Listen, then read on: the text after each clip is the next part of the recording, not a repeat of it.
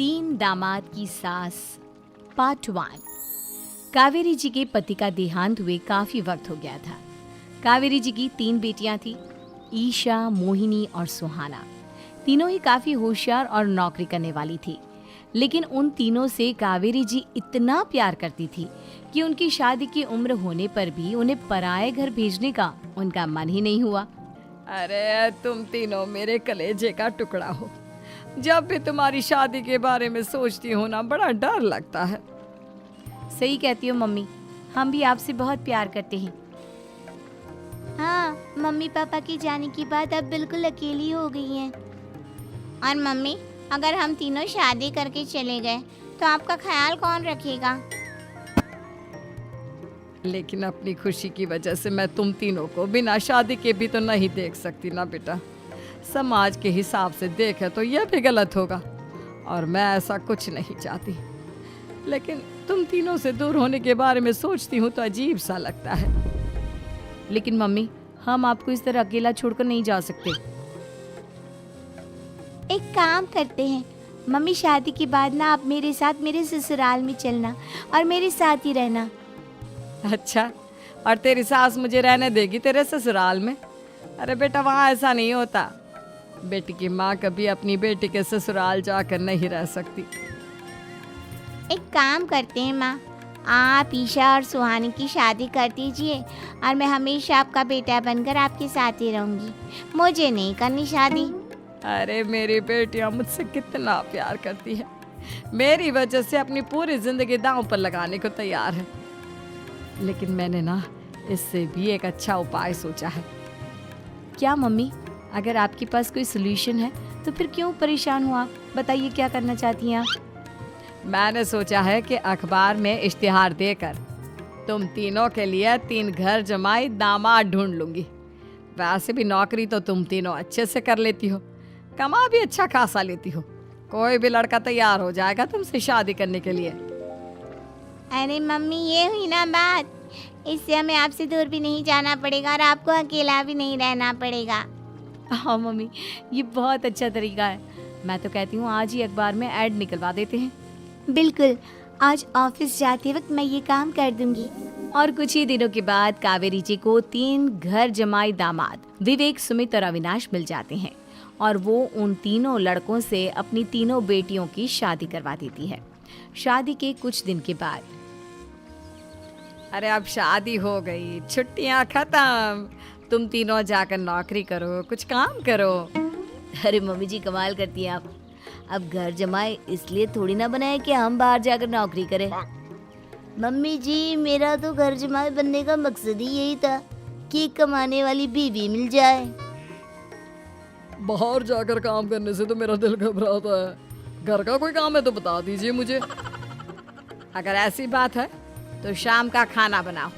मेरी बेटियां नौकरी से थकी हारी आती है, अब नौकरी नहीं कर सकते तो कोई बात नहीं, घर का काम करो तुम लोग। मैं तो घर का काम करने में बहुत खुश हूँ, बस ये बाहर धूप में निकलना, रास्ते में जाना, नौकरी करना, ये सब मुझसे नहीं होता। बिल्कुल ठीक कह रहा है सुमित। अरे गर्मी में, बारिश में, सर्दी में घर से निकल कर जाना और उधर बॉस की चिक चिक सुनना, इससे बढ़िया तो ये है कि मैं घर में झाड़ू पोछा कर लूँ। ठीक है, फिर तुम झाड़ू पोछा करना। अविनाश शाम का खाना बनाएगा और विवेक तुम सुबह का नाश्ता और खाना बनाओगे।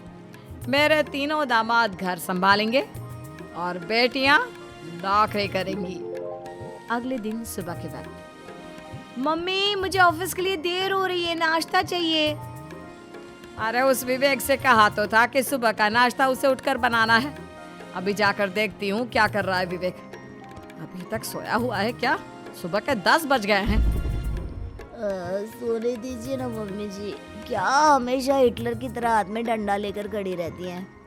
मैंने कहा सीधे उठकर खड़े हो जाओ और जाकर नाश्ता बनाओ। लेकिन मम्मी जी, बिस्तर में से निकलते ही कोई नाश्ता कैसे बनाएगा? 2 मिनट वॉशरूम जाकर आता हूँ। बिल्कुल नहीं, सीधे रसोई में पहुंचो, मेरी बेटी को ऑफिस जाने में देर हो रही है।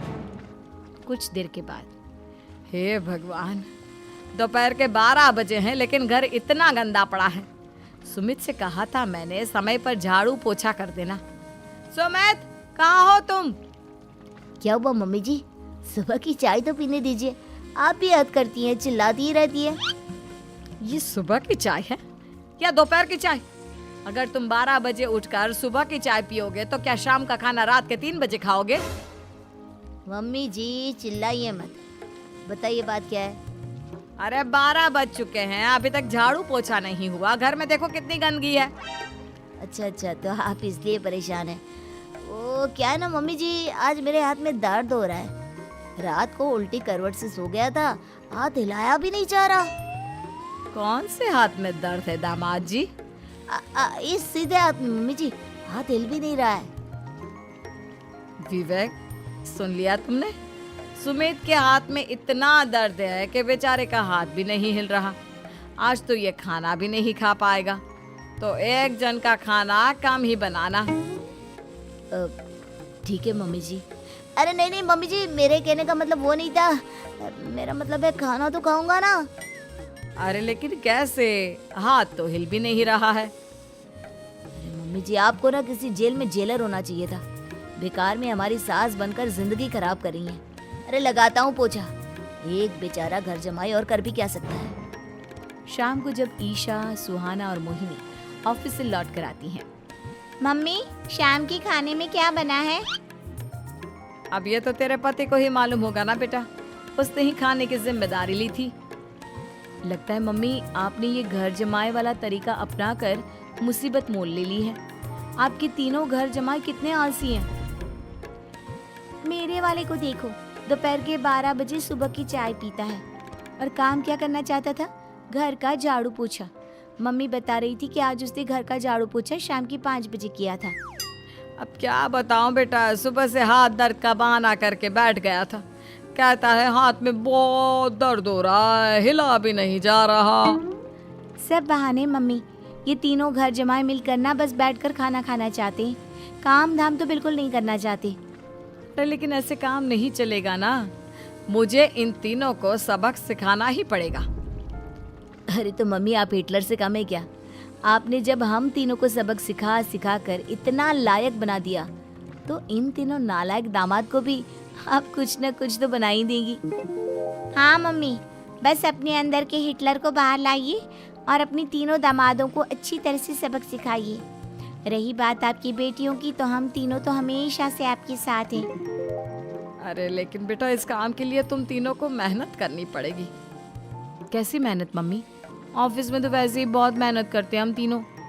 अरे प्रेग्नेंट हो जाओ, प्रेगनेंसी का बहाना बनाकर कह दो कि तुम तीनों ने नौकरी छोड़ दी है 2 साल के लिए, और जब घर में खाने के पैसे नहीं होंगे तो अपने आप काम पर जाएंगे ये तीनों। वाह मम्मी, क्या आइडिया दिया है। मैं तो कल ही जाकर कहने वाली हूँ कि मैं प्रेग्नेंट हो गई हूँ। फिर देखना कैसे मेरा पति अविनाश भाग भाग कर काम पर लग जाएगा। और फिर 2 दिन के बाद, सुमित, मैं ना प्रेग्नेंट हूँ और इसलिए अगले 2 साल के लिए मैंने अपनी जॉब छोड़ने का फैसला ले लिया है। विवेक, पापा बनने वाले हो तुम। अब से ना तुम्हें ऑफिस जाना होगा, क्योंकि मैं तो 2 साल के लिए छुट्टी पर चली गई हूँ। अविनाश, अब तुम्हें जिम्मेदारी संभाल लेनी चाहिए, वरना ये घर कैसे चलेगा। हम दोनों मम्मी पापा बनने वाले हैं। लेकिन कावेरी के तीनों आलसी दामादों पर अपनी बीवियों की बात का कोई असर नहीं हुआ। धीरे धीरे कावेरी जी को चिंता होने लगी, क्योंकि उनके प्लान के हिसाब से तीनों बेटियों ने ऑफिस जाना बंद कर दिया था। आखिर क्या तरीका अपनाएंगी कावेरी अपने आलसी दामादों को काम करना सिखाने के लिए? जानने के लिए सुनिए इस कहानी का पार्ट 2।